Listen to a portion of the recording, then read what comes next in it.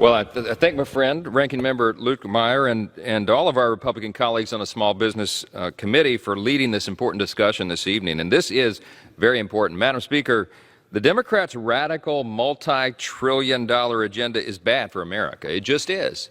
And we can all see it. And the voters can see that too.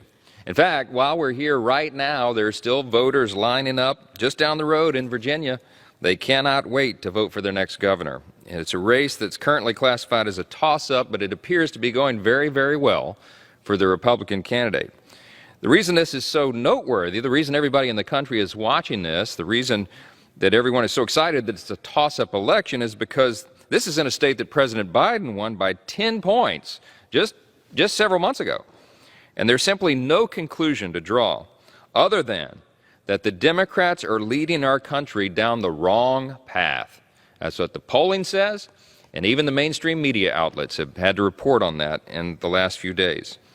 It is the content of this tax and spend agenda, and not just the cost, that is especially dangerous for American families and our economy overall. You just have to think about the harmful effects the Democrat bill is going to have on our local businesses, and many of whom, by the way, we all know are already operating on shorter hours due to the current labor shortage. But specifically, the legislation that is being debated and pushed through even this week is that the Democrats want to increase OSHA penalties, increase penalties on small businesses. That's a tax. They want to reduce the pass-through deduction. That's a tax. They want to increase the regulatory burden on small business owners at the worst possible time. You know what that amounts to? A tax. They want to make the child tax credit pay the same whether you are working or not, which, what will that do? Logically, it will exacerbate the current labor shortage. So let me repeat.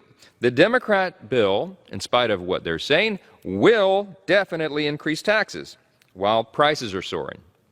It will increase workplace penalties while companies are trying their best to get back to work. And it will encourage people not to work while the job market struggles and our supply chain is slowed down due to a lack of workers in these critical positions.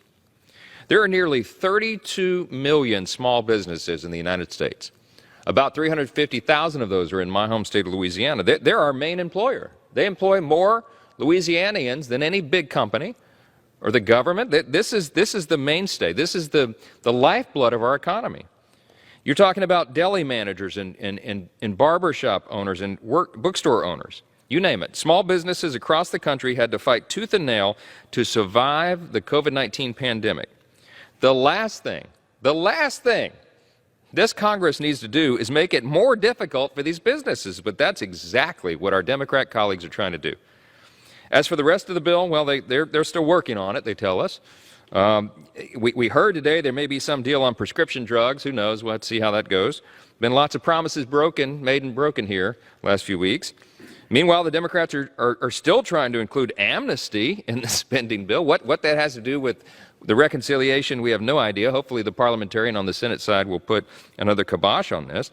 But they want to include tax breaks for wealthy New Yorkers and just a bunch of terrible ideas. I have to digress for just a moment and talk about this amnesty problem, because not only will that be another burden on our small businesses, not only will it really take jobs away from law-abiding citizens, but you have to consider the insatiable appetite that our friends on the other side of the aisle have for amnesty. We spent about 13 hours in the Judiciary Committee about 3 weeks ago working on their effort. The Democrats pushed that through to graft amnesty onto the spending bill. And after all those hours, near the very end, late at night, we asked them if there was any end to this appetite they have for amnesty. We're talking about maybe as many as 10 million illegals who have come across the border. And we brought a few amendments, and we've talked about this in our conference, but we said, you know, gee, if you're going to grant amnesty, and you all have the votes in the committee to move this through, we understand that, but we just want to see if there is any limit on who you might include in amnesty. So we brought an amendment to the bill and said, you know, what if someone is a known MS-13 gang member? Surely you would want to exclude them from your amnesty plan. And I'll tell you, Every single Democrat on our committee voted that amendment down. Of course, every Republican voted yes. So then we said, well, wait a minute. What if somebody is a convicted sex offender? Somebody's coming from another country. They're a convicted sex offender. Surely, you would not want to include them in your amnesty plan. Every single Democrat voted no on that amendment. So I brought an amendment. I said, what if someone is a convicted criminal? They're convicted of DUI, driving under the influence of alcohol and drugs. Terrible crime, as you all said in your speeches in recent years. It kills thousands of Americans every year. It maims hundreds of thousands. Surely, if someone has been convicted of at least one DUI, you would not want to include them in your amnesty plan. Every Democrat voted it down. So we tested a little further. Okay, what if they have 2 or more DUI convictions? Every Democrat voted it down. So I went to 10 or more DUI convictions. Would they be excluded from your magical amnesty plan? Every single Democrat voted no on that amendment. Every single one. There is no limit to what they want to do with this. The one thing they do know is they want to spend trillions and trillions of our tax dollars before we know the score on all this, before the actual text of the legislation has even been read. They're ready to roll. Democrats have a mere 3-seat majority in this House. We have a 50-50 split in the Senate. They are acting as if they have some sort of big majority to radically transform the country, as they keep telling us. And when what they have presented is the most partisan, most expensive legislation package in the history of this country, using the slimmest majority possible, and before they even tell the American people what's in it. Make no mistake, a toss-up election in Virginia is just a taste of what's to come for congressional Democrats in 2022 if they do not immediately ditch this ridiculous spending plan and harmful government overreach. I yield back and I just say this. Today we have a battle that comes down to competing ideologies and agendas. It is now free market capitalism versus big government socialism. With that, I yield back.